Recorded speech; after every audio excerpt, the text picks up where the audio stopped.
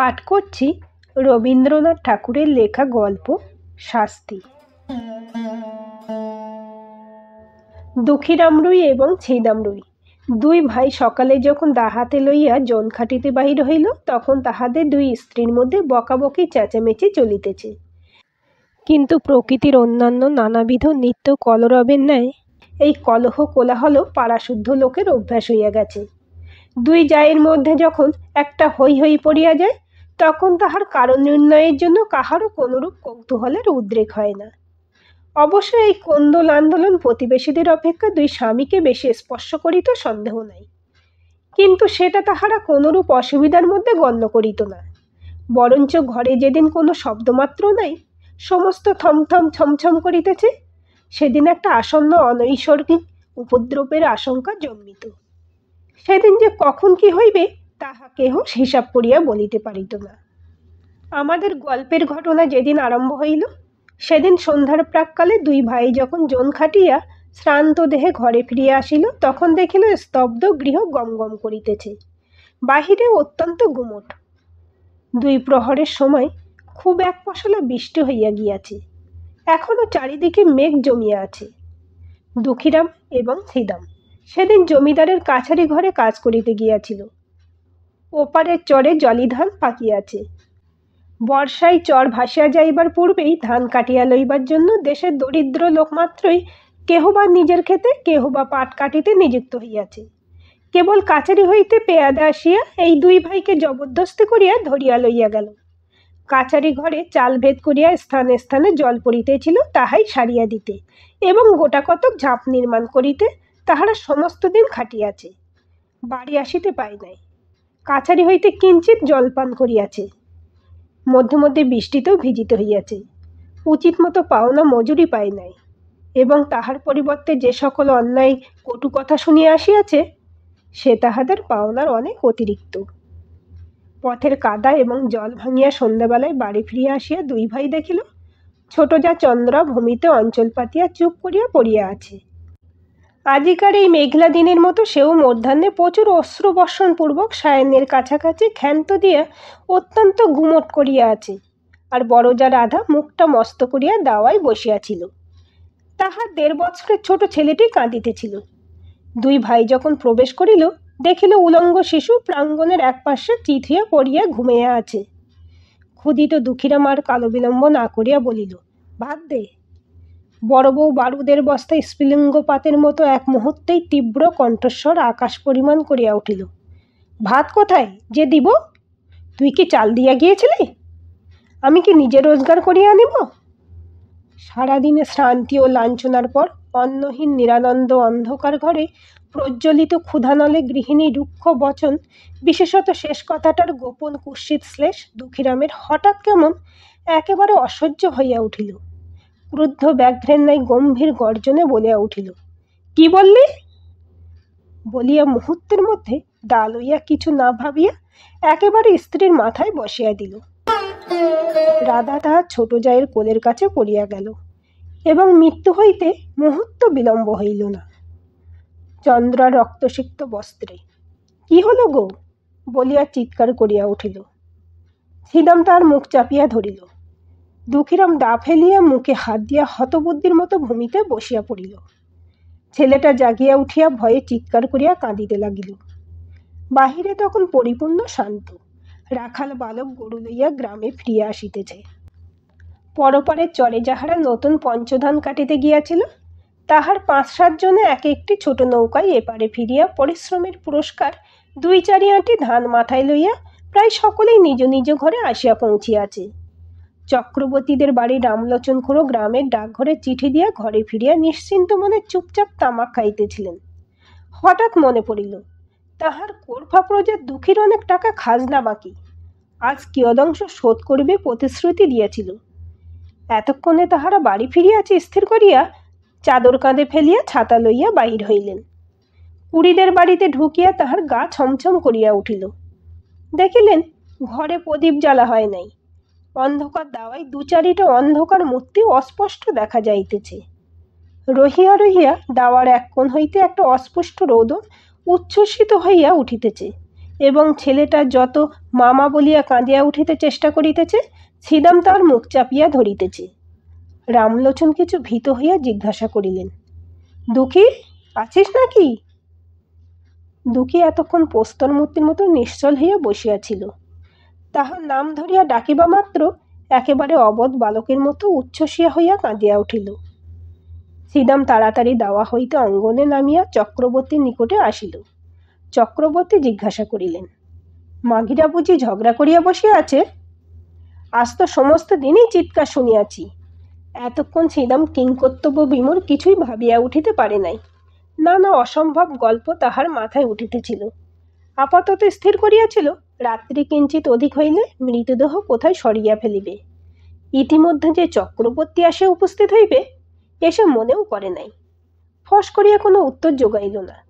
বলিয়া ফেলিল, হ্যাঁ, আজ খুব ঝগড়া হইয়া গিয়াছে। চক্রবর্তী দাওয়ার দিকে অগ্রসর হইবার উপক্রম করিয়া বলিল, কিন্তু সেজন্য দুঃখী কাঁদে কেন রে? ছিদাম দেখিল আর রক্ষা হয় না। হঠাৎ বলিয়া ফেলিল, ঝগড়া করিয়া ছোট বউ বড় বউয়ের মাথায় এক দায়ের কোপ বসিয়া দিয়াছে। উপস্থিত বিপদ ছাড়া যে আর কোনো বিপদ থাকিতে পারে এ কথা সহজে মনে হয় না। ছিদাম তখন ভাবিতেছিল, ভীষণ সত্যের হাত হইতে কি করিয়া রক্ষা পাইব। মিথ্যা যে তদাপেক্ষা ভীষণ হইতে পারে তাহা তাহার জ্ঞান হইল না। রামলোচনের প্রশ্ন শুনিবা মাত্র তাহার মাথায় তৎক্ষণাৎ একটা উত্তর যোগাইল এবং তৎক্ষণাৎ বলিয়া ফেলিল। রামলোচন চমকিয়া উঠিয়া কহিল, হ্যাঁ, বলিস কি? মরে নাই তো? ছিদাম কহিল, মরিয়াছে। বলিয়া চক্রবর্তীর পা জড়িয়া ধরিল। চক্রবর্তী পালাইবার পথ পায় না। ভাবিল, রাম রাম, সন্ধেবেলায় এ কি বিপদে পড়িলাম। আদালতে সাক্ষ্য দিতে দিতেই প্রাণ বাহির হইয়া যাইবে। ছিদাম কিছুতেই তাহার পা ছাড়িল না। কহিল, দাদা ঠাকুর, এখন আমার বউকে বাঁচাইবার কি উপায় করি? মামলা মকদ্দমার পরামর্শে রামলোচন সমস্ত গ্রামের প্রধানমন্ত্রী ছিলেন। তিনি একটু ভাবিয়া বলিলেন, দেখ, ইহার এক উপায় আছে। তুই এখনই থানায় ছুটিয়া যা। বলগে তোর বড় ভাই দুঃখী সন্ধ্যেবেলায় ঘরে আসিয়া ভাত চাহিয়াছিল। ভাত প্রস্তুত ছিল না বলিয়া স্ত্রীর মাথায় দা বসিয়া দিয়াছে। আমি নিশ্চয়ই বলিতেছি, এ কথা বলিলে ছুরিটা বাঁচিয়া যাইবে। ছিদামের কণ্ঠ শুষ্ক হইয়া আসিল। উঠিয়া কহিল, ঠাকুর, বউ গেলে বউ পাইব, কিন্তু আমার ভাই ফাঁসি গেলে আর তো ভাই পাইব না। কিন্তু যখন নিজের স্ত্রীর নামে দোষারোপ করিয়াছিল তখন এ সকল কথা ভাবে নাই। তাড়াতাড়িতে একটা কাজ করিয়া ফেলিয়াছে। এখন অলক্ষিতভাবে মন আপনার পক্ষে যুক্তি এবং প্রবোধ সঞ্চয় করিতেছে। চক্রবর্তীও কথাটা যুক্তিসঙ্গত বোধ করিলেন। কহিলেন, তবে যেমনটি ঘটিয়াছে তাই বলিস, সকল দিক রক্ষা করা অসম্ভব। বলিয়া রামলোচন অবিলম্বে প্রস্থান করিল এবং দেখিতে দেখিতে গ্রামে রাষ্ট্র হইল যে পুরীদের বাড়ির চন্দ্র রাগারাগি করিয়া তাহার বড় জায়ের মাথায় দা বসিয়া দিয়াছে। বাঁধ ভাঙিলে যেমন জল আসে গ্রামের মধ্যে, তেমনি হুহু শব্দে পুলিশ আসিয়া পড়িল। অপরাধী এবং নিরপরাধী সকলেই বিষম উদ্বিগ্ন হইয়া উঠিল। ছিদাম ভাবিল, যে পথ কাটিয়া ফেলিয়াছে সেই পথেই চলিতে হইবে। সে চক্রবর্তীর কাছে নিজ মুখে একথা বলিয়া ফেলিয়াছে, সে কথা গাঁশুদ্ধ রাষ্ট্র হইয়া পড়িয়াছে। এখন আবার আর একটা কিছু প্রকাশ হইয়া পড়িলে কি জানি কি হইতে কি হইয়া পড়িবে সে নিজেই কিছু ভাবিয়া পাইল না। মনে করিল, কোনো মতে সে কথাটা রক্ষা করিয়া তাহার সহিত আর 5টা গল্প জুড়িয়া স্ত্রীকে রক্ষা করা ছাড়া আর কোনো পথ নাই। ছিদাম তার স্ত্রী চন্দ্রাকে অপরাধ নিজের স্কন্ধে লইবার জন্য অনুরোধ করিল। সে তো একেবারে বজ্রাহত হইয়া গেল। ছিদাম তাকে আশ্বাস দিয়া কহিল, যাহা বলিতেছি তাই কর, তোর কোনো ভয় নাই, আমরা তোকে বাঁচিয়া দিব। আশ্বাস দিল বটে, কিন্তু গলা শুকাইল, মুখ পাংশুবর্ণ হইয়া গেল। চন্দ্রার বয়স 17-18-র অধিক হইবে না। মুখখানি হৃষ্টপুষ্ট গোলগাল, শরীরটি অনতি দীর্ঘ, আঁটোসাঁটো, সুস্থ সবল। অঙ্গ প্রত্যঙ্গের মধ্যে এমন একটা সৌষ্ঠব আছে যে চলিতে ফিরিতে নড়িতে চড়িতে দেহের কোথাও যেন কিছু বাঁধে না। একখানি নতুন তৈরি নৌকার মতো। বেশ ছোট এবং সুডল, অত্যন্ত সহজে সরে এবং তাহার কোথাও কোনো গ্রন্থি শিথিল হইয়া যায় নাই। পৃথিবীর সকল বিষয়ে তাহার একটা কৌতুক এবং কৌতূহল আছে। পাড়ায় গল্প করিতে যাইতে ভালোবাসে। এবং কুম্ভকক্ষে ঘাটে যাইতে আসিতে দুই অঙ্গুলি দিয়া ঘোমটা ঈষৎ ফাঁক করিয়া উজ্জ্বল চঞ্চল ঘনকৃষ্ণ চোখ দুটি দিয়া পথের মধ্যে দর্শনযোগ্য যাহা কিছু সমস্ত দেখিয়া লয়। বড় বউ ছিল ইহার ঠিক উল্টো, অত্যন্ত এলোমেলো, ঢিলে ঢালা, অগোছালো। মাথার কাপড়, কোলের শিশু, ঘর কন্যার কাজ কিছুই সে সামলাইতে পারিত না। হাতে বিশেষ কিছু একটা কাজ নাই, অথচ কোনো কালে যেন সে অবসর করিয়া উঠিতে পারে না। ছোট যা তাহাকে অধিক কিছু কথা বলিত না, মৃদুস্বরে দুই একটা তীক্ষ্ণ দংশন করিত।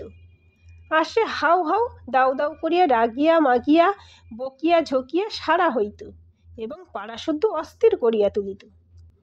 এই দুই জুড়ি স্বামী স্ত্রীর মধ্যে স্বভাবের একটা আশ্চর্য ঐক্য ছিল। দুঃখীরাম মানুষটা কিছু বৃহদায়তনের, হাড়গুলো খুব চওড়া, নাসিকা খর্ব, দুটি চক্ষু এই দৃশ্যমান সংসারকে যেন ভালো করিয়া বোঝে না। অথচ ইহাকে কোনরূপ প্রশ্ন করিতে এমন সবল অথচ নিরুপায় মানুষ অতি দুর্বল। আর শ্রীদামকে একখানি চকচকে কালো পাথরকে যেন বহু যত্নে কুঁদিয়া গড়িয়া তুলিয়াছে। লেশমাত্র বাহুল্য বর্জিত এবং কোথাও যেন কিছু টোল খায় নাই। বড় বড় কালো চুল তেল দিয়া কপাল হইতে যত্নে আশ্রয়া তুলিয়া কাঁধে আনিয়া ফেলিয়াছে। বেশভূষা সাজসজ্জায় বিলক্ষণ কিছু যত্ন আছে।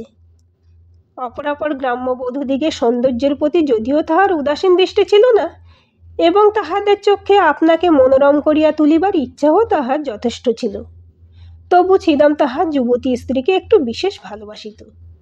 উভয়ে ঝগড়াও হইত, আবার ভাবও হইত। কেহ কাহকে পরাস্ত করিতে পারিত না। আর একটি কারণ উভয়ের মধ্যে বন্ধন কিছু সুদৃঢ় ছিল। ছিদাম মনে করিত চন্দ্রা যেরূপ চটুল চঞ্চল প্রকৃতির স্ত্রীলোক, তাহাকে যথেষ্ট বিশ্বাস নাই। আর চন্দ্রা মনে করিত আমার স্বামীটির চতুর্দিকেই দৃষ্টি, তাহাকে কিছু কষাকষি করিয়া না বাঁধিলে কোনোদিন হাতছাড়া না হইয়া যায়। উপস্থিত ঘটনা ঘটিবার কিছুকাল পূর্বে হইতে স্ত্রী পুরুষের মধ্যে ভারী একটা গোলযোগ চলিতেছিল।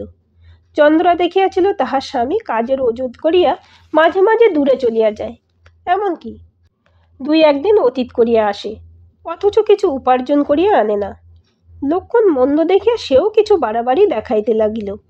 যখন তখন ঘাটে যাইতে আরম্ভ করিল এবং পাড়া পর্যটন করিয়া আসিয়া কাশী মজুমদারের মেজ ছেলেটিকে প্রচুর ব্যাখ্যা করিতে লাগিল।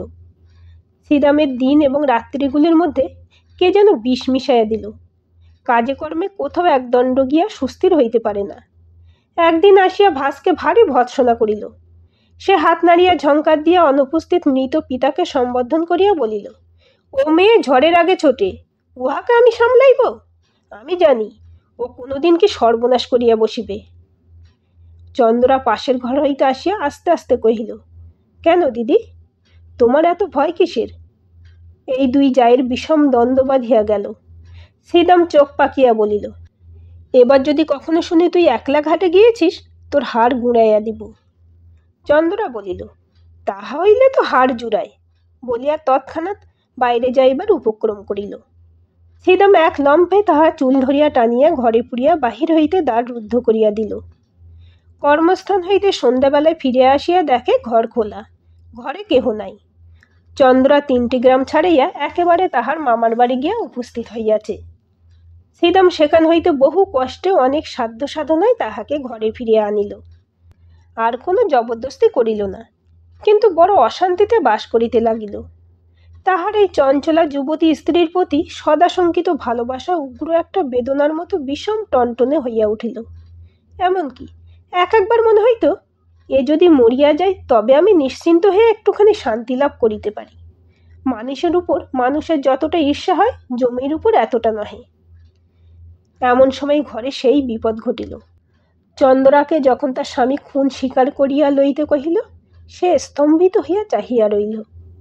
তাহার কালো দুটি চক্ষু কালো অগ্নির ন্যায় নীরবে তাহার স্বামীকে দগ্ধ করিতে লাগিল। তাহার সমস্ত শরীর মন যেন ক্রমেই সংকুচিত হইয়া স্বামী রাক্ষসের হাত হইতে বাহির হইয়া আসিবার চেষ্টা করিতে লাগিল। তাহার সমস্ত অন্তরাত্মা একান্ত বিমুখ হইয়া দাঁড়াইল। শ্রীদাম আশ্বাস দিল, তোমার কিছু ভয় নাই বলিয়া পুলিশের কাছে, ম্যাজিস্ট্রেটের কাছে কি বলিতে হইবে বারবার শিখাইয়া দিল। চন্দ্রা সে সমস্ত দীর্ঘ কাহিনী কিছুই শুনিল না, কাঠের মূর্তি হইয়া বসিয়া রহিল। সমস্ত কাজেই শ্রীদামের উপর দুঃখীরামের একমাত্র ভরসা। শ্রীদাম যখন চন্দ্রার উপর দোষারোপ করিতে বসিল, দুঃখী বলিল, তাহা হইলে বৌমার কি হইবে? শ্রীদাম কহিল, উহাকে আমি বাঁচিয়া দিব। বৃহৎকায় দুঃখীরাম নিশ্চিন্ত হইল।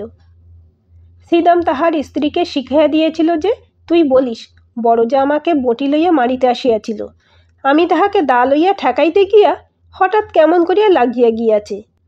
এ সমস্তই রামলোচনের রচিত।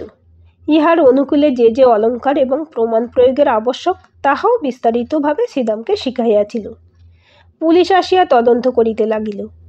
চন্দ্রাই যে তাহার বড়জাকে খুন করিয়াছে, গ্রামের সকল লোকের মনে এই বিশ্বাস বদ্ধমূল হইয়া গিয়াছে। সকল সাক্ষীর দ্বারাই সেইরূপ প্রমাণ হইল।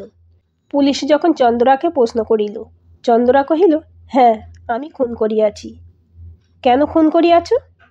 আমি তাহাকে দেখিতে পারিতাম না। কোনো বচসা হইয়াছিল? না। সে তোমাকে প্রথমে মারিতে আসিয়াছিল? না। তোমার প্রতি কোনো অত্যাচার করিয়াছিল? না। এইরূপ উত্তর শুনিয়া সকলে অবাক হইয়া গেল। শ্রীদাম তো একেবারে অস্থির হইয়া উঠিল। কহিল, উনি ঠিক কথা বলিতেছেন না। বড় বউ প্রথমে। দারোগা খুব এক তাড়া দিয়া তাহাকে থামাইয়া দিল। অবশেষে তাহাকে বিধিমতে জেরা করিয়া বারবার সেই একই উত্তর পাইল। বড় বউয়ের দিক হইতে কোনরূপ আক্রমণ চন্দ্রা কিছুতেই স্বীকার করিল না। এমন একগুঁয়ে মেয়েও তো দেখা যায় না। একেবারে প্রাণপণে ফাঁসি কাষ্টের দিকে ঝুঁকিয়াছে, কিছুতেই তাহাকে টানিয়া রাখা যায় না। এ কি নিদারুণ অভিমান! চন্দ্রা মনে মনে স্বামীকে বলিতেছে, আমি তোমাকে ছাড়িয়া আমার এই নবযৌবন লইয়া ফাঁসি কাঠকে বরণ করিলাম। আমার ইহজন্মের শেষ বন্ধন তাহার সহিত। বন্দিনী হইয়া চন্দ্রা একটি নিরীহ ক্ষুদ্র চঞ্চল কৌতুকপ্রিয় গ্রাম্যবধূ চিরপরিচিত গ্রামের পথ দিয়া, রথতলা দিয়া, হাটের মধ্য দিয়া, ঘাটের প্রান্ত দিয়া, মজুমদারদের বাড়ির সম্মুখ দিয়া, পোস্ট অফিস এবং স্কুল ঘরের পার্শ্ব দিয়া, সমস্ত পরিচিত লোকের চক্ষের উপর দিয়া কলঙ্কের ছাপ লইয়া চিরকালের মতো গৃহ ছাড়িয়া চলিয়া গেল। একপাল ছেলে পিছন পিছন চলিল, এবং গ্রামের মেয়েরা, তাহার সই সাঙাতরা, কেহ ঘোমটার ফাঁক দিয়া, কেহ দ্বারের প্রান্ত হইতে, কেহ বা গাছের আড়ালে দাঁড়িয়া পুলিশ চালিত চন্দ্রাকে দেখিয়া লজ্জায়, ঘৃণায়, ভয়ে কণ্ঠকিত হইয়া উঠিল। ডেপুটি ম্যাজিস্ট্রেটের কাছেও চন্দ্রা দোষ স্বীকার করিল, এবং খুনের সময় বড় বউ যে তাহার প্রতি কোনরূপ অত্যাচার করিয়াছিল তাহা প্রকাশ হইল না। কিন্তু সেদিন শ্রীদাম সাক্ষ্যস্থলে আসিয়া একেবারে কাঁদিয়া জোরহস্তে কহিল, দোহাই হুজুর, আমার স্ত্রীর কোনো দোষ নাই। হাকিম ধমক দিয়া তাহার উচ্ছ্বাস নিবারণ করিয়া তাহাকে প্রশ্ন করিতে লাগিলেন। সে একে একে সত্য ঘটনা প্রকাশ করিল। হাকিম তাহার কথা বিশ্বাস করিলেন না, কারণ প্রধান বিশ্বস্ত ভদ্র সাক্ষী রামলোচন কহিল, খুনের অনতিবিলম্বেই আমি ঘটনাস্থলে উপস্থিত হইয়াছিলাম। সাক্ষী শ্রীদাম আমার নিকটে সমস্ত স্বীকার করিয়া আমার পা জড়িয়া ধরিয়া কহিল, বউকে কি করিয়া উদ্ধার করিব আমাকে যুক্তি দিন। আমি ভালো মন্দ কিছুই বলিলাম না। সাক্ষী আমাকে বলিল, আমি যদি বলি আমার বড় ভাই ভাত চাহিয়া ভাত পাই নাই বলিয়া রাগের মাথায় স্ত্রীকে মারিয়াছে, তাহা হইলে সে কি রক্ষা পাইবে? আমি কহিলাম, খবরদার হারামজাদা, আদালতে এক বর্ণ মিথ্যা বলিস না, এত বড় মহাপাপ আর নাই, ইত্যাদি। রামলোচন প্রথমে চন্দ্রাকে রক্ষা করিবার উদ্দেশ্যে অনেকগুলো গল্প বানাইয়া তুলিয়াছিল, কিন্তু যখন দেখিল চন্দ্রা নিজে বাঁকিয়া দাঁড়িয়েছে, তখন ভাবিল, ওরে বাপরে, শেষকালে কি মিথ্যা সাক্ষ্যের দায়ে পড়িব? যেটুকু জানি সেইটুকুই বলা ভালো। এই মনে করিয়া রামলোচন যাহা জানে তাহাই বলিল, বরঞ্চ তাহার চেয়ে কিছু বেশি বলিতে ছাড়িল না। ডেপুটি ম্যাজিস্ট্রেট চন্দ্রাকে সেশনে চালান দিলেন। ইতিমধ্যে চাষবাস, হাট বাজার, হাসি কান্না, পৃথিবীর সমস্ত কাজ চলিতে লাগিল, এবং পূর্বে বৎসরের মতো নবীন ধান্যক্ষেত্রে শ্রাবণের অবিরল বৃষ্টিধারা বর্ষিত হইতে লাগিল। চন্দ্রা জজের কাছে কহিল, ওগো সাহেব, এক কথা আর বারবার কতবার করিয়া বলি? জজ সাহেব তাহাকে বুঝাইয়া বলিলেন, তুমি যে অপরাধ স্বীকার করিতেছ তাহার শাস্তি কি জানো?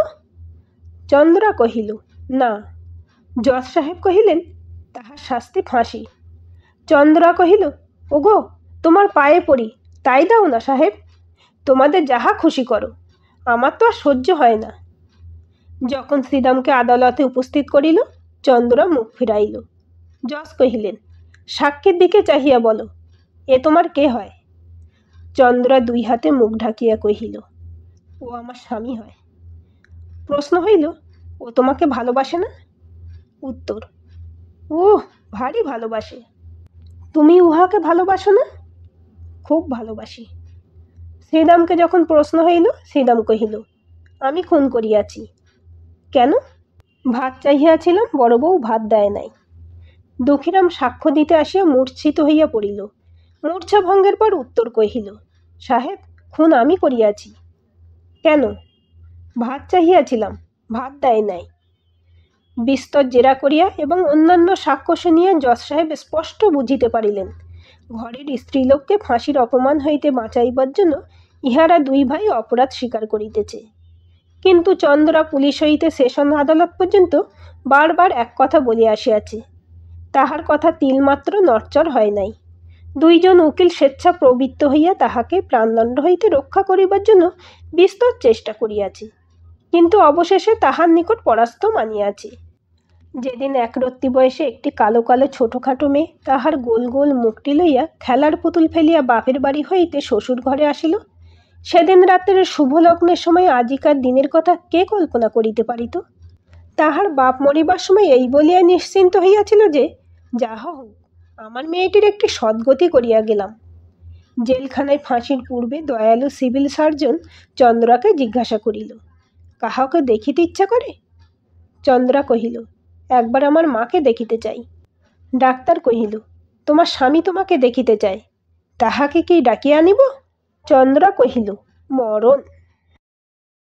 আজকের এই গল্পটি আপনাদের কেমন লাগলো কমেন্ট করে জানাবেন। ভালো লাগলে অবশ্যই একটা লাইক দেবেন আর চ্যানেলটি সাবস্ক্রাইব করে সাথে থাকবেন।